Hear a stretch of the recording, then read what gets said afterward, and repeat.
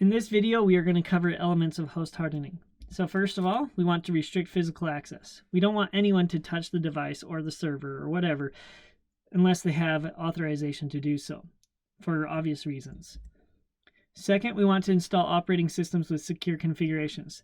This means that we want to establish a baseline of what we want this operating system to look like, and then we will go off that baseline for everyone in our network to ensure that everyone has the same secure configurations. Then we make adaptations where necessary.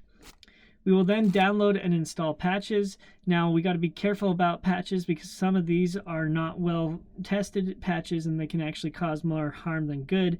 But the great thing about installing patches is that we can protect ourselves against current security vulnerabilities that have been released out in the open, such as the zero-day attacks.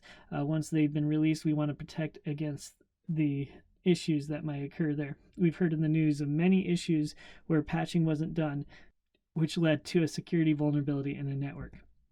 We want to minimize the number of applications or services, so we may need to close ports that we're not using. So if we're not connecting to a MySQL database, we shouldn't have the ports for a MySQL database open. Same goes for like a web server or a mail server, etc. We want to harden the remaining applications. So this means that our code must be robust.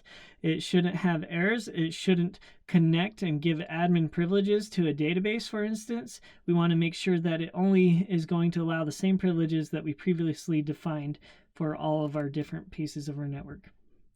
We want to be able to have a way to manage the users and groups. This is to specify certain settings of when a user is authorized, what they should be able to access. Are they part of a group? Does this grant them more access to additional pieces of information, etc.?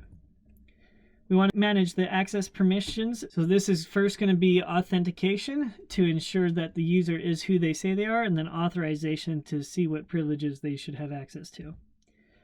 Next, we want to encrypt our data, so if anything is retrieved in transit, it won't be legible to the person that retrieved it.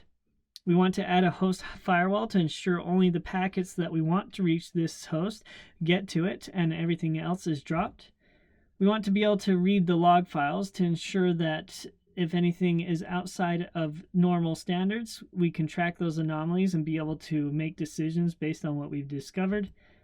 We want to run vulnerability tests. There's plenty of software out there that is built to test applications and devices, etc. So you run these vulnerability tests and it will come back with an output saying, hey, this version of this software application is out of date, consider updating.